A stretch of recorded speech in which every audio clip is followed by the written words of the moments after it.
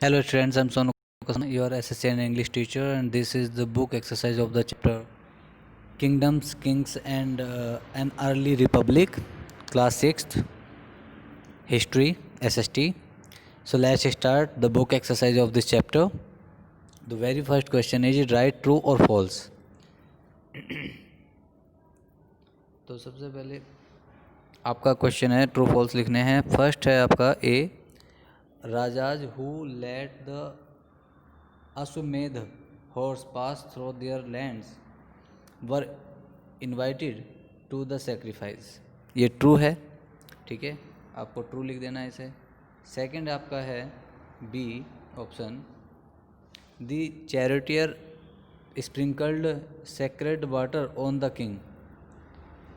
ये फॉल्स है आपका. थर्ड है आपका, archaeologist have found places in the settlement of the Mahajanapada. ये भी फॉल्स है.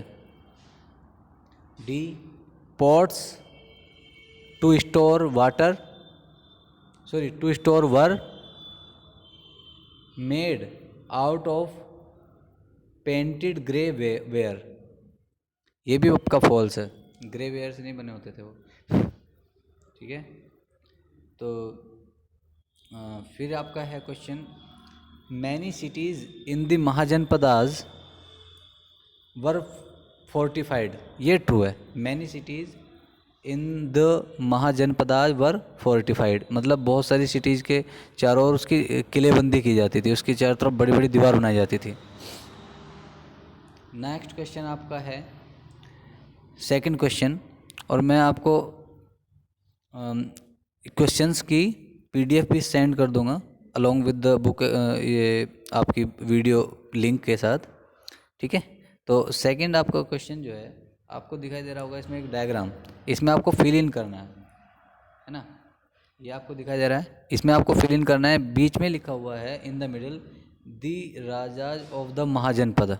जो राजा ऑफ द महाजनपद होता था, महाजनपद का जो राजा होता था, उसे कौन कौन टैक्सेस पे करते थे. ऊपर लिखा हुआ है आपका क्वेश्चन, हु पेड टैक्सेस, है ना. दोज हु पेड टैक्सेस, वो जो टैक्स पे करते थे. तो कौन कौन टैक्स पे करते थे, इसमें लिस्ट में आप देखिए, आपका नाम आते हैं. सबसे पहले हंटर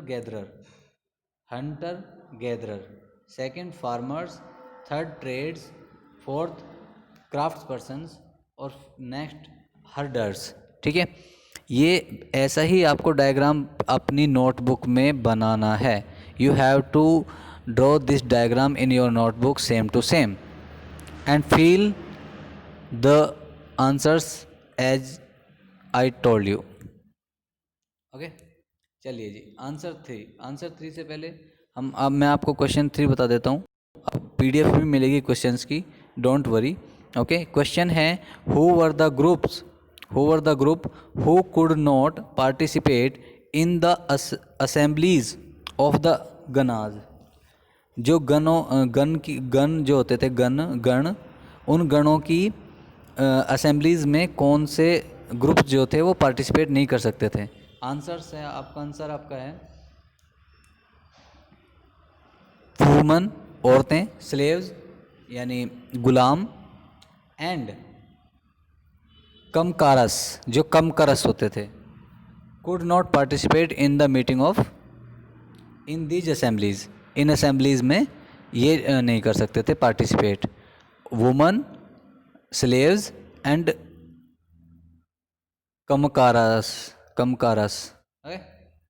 क्वेश्चन नंबर 4 है आपका.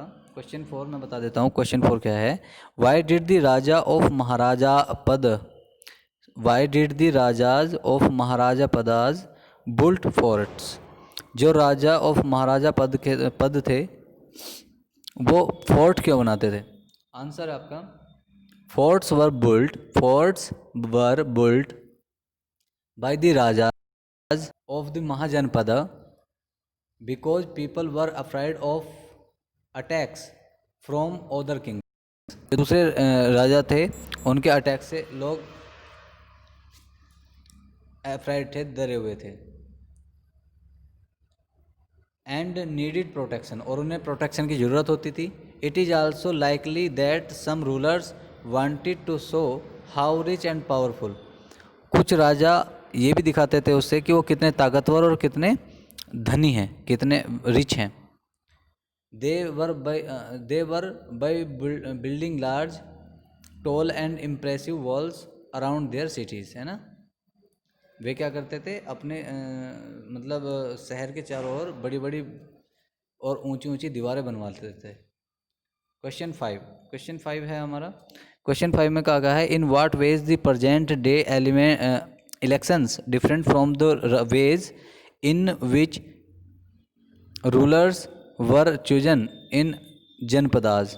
जो जनपद में जो रूलर्स को चूज किया जाता था, चुना जाता था, उस तरीके से आज के जो तरीका है वोटिंग करने का, जो तरीका है आज, वो किस तरह से भिन्न है, किस तरह से डिफरेंट है। चलिए आंसर देख लीजिए। Answer is very easy. In the present day election in India we have adopted the idea of universal adult franchise, है ना। एक हमने यूनिवर्सल अडल्ट फ्रेंचाइजी वाला जो आइडिया है वो लिया हुआ है ना। Where every person about the age 18 years has a right to vote. इसमें क्या होता है कि हर आदमी जो भी 18 साल से ज़्यादा हो जाए उसे मत करने का अधिकार होता है, यानी मताधिकार होता है, वोट डालने का राइट उसके पास होता है फिर, है ना। Voting is based on the principle of man one vote, है ना, यानी वन मैन वन वोट, एक आदमी एक वोट डाल सकता है, ये प्रिंसिपल होता है, सिद्धांत होता है ना। अब आते हैं पहले वाले पे। The rulers who performed the ashvamedha sacrifice were recognise as being the rulers of janapadas. जो भी राजा अश्वमेध सेक्रीफाइस को रिकॉग्नाइज करता था, उसे मानता था, उसे पहचानता था, वही क्या बनता था, जो उसे परफॉर्म करता था इस यज्ञ को, वही क्या बन जाता था, राजा बन जाता था। ठीक है, चलिए जी 6th क्वेश्चन पे आ जाइए। 6th क्वेश्चन के आंसर पे, है ना। तो 6th क्वेश्चन आपका है, हाँ 6th क्वेश्चन समझ लीजिए। 6th क्वेश्चन है, were there any janapadas in your state, if yes name them. क्या आपके स्टेट में कोई जनपद है, अगर है तो उसका नाम लिखना है। तो देखिए कहाँ कहाँ जनपद थे, मैं बता देता हूँ आपको। जनपद इंद्रप्रस्थ वाज इन दिल्ली, जो इंद्रप्रस्थ था वो दिल्ली में था। द आर्कियोलॉजिस्ट हैव एग्जीक्यूटेड पुराना किला, है ना, और आर्कियोलॉजिस्टों ने क्या करा है, पुराना किले की खोज की है। ठीक है, तो ठीक है, हमारे यहाँ कोई जनपद नहीं था। चलिए जी क्वेश्चन 7 आ जाइए।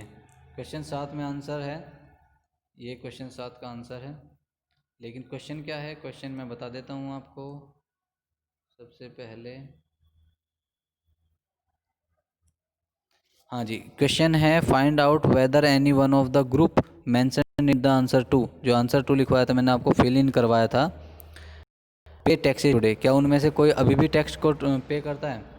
तो देखिए आंसर है, the groups mentioned are hunter and gatherers. जो ग्रुप मेंशन किए गए हैं, hunter and gatherers, farmers, traders, craft person, herders, वो हर्डर्स है ना, ये हैं। The farmers, traders and craft persons pay taxes today, और उनमें से farmer,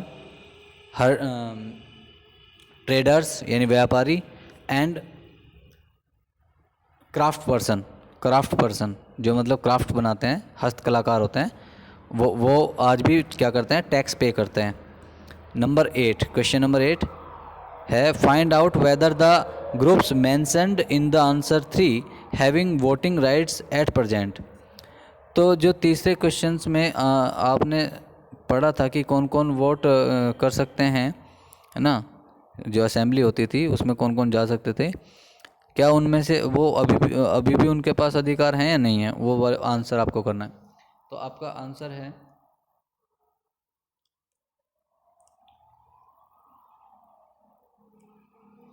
the people who could not the assemblies were woman, slaves and karmakaras, है ना। कौन कौन थे, औरतें और जो स्लेव्स थे, दास, है ना, गुलाम, और कर्मकारास जो थे, उन्हें अधिकार नहीं था। अच्छा, इन द प्रेजेंट टाइम्स, लेकिन जो अभी वर्तमान समय है, स्लेवरी हैज़ बीन एबोलाइज्ड। अब स्लेवरी जो दास प्रथा जो है वो तो फिनिश हो चुकी है, ख़त्म हो चुकी है। Every democracy is based on the principle of universal adult franchises.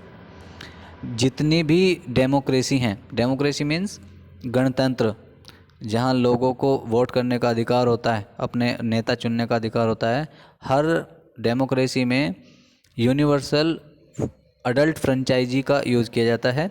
यानी 18 साल से ऊपर के प्रत्येक व्यक्ति, औरत, सभी को वोटिंग का अधिकार होता है ना। Everyone has the right to vote in the election after specific age. यानी 18 साल के बाद, स्पेसिफिक एज मतलब एक निश्चित आयु के बाद प्रत्येक व्यक्ति के पास अधिकार होता है वोट डालने का। Okay students, hence this was the book exercise of this chapter, and I will send the PDF of the questions also, है ना। So complete this book exercise and thank you.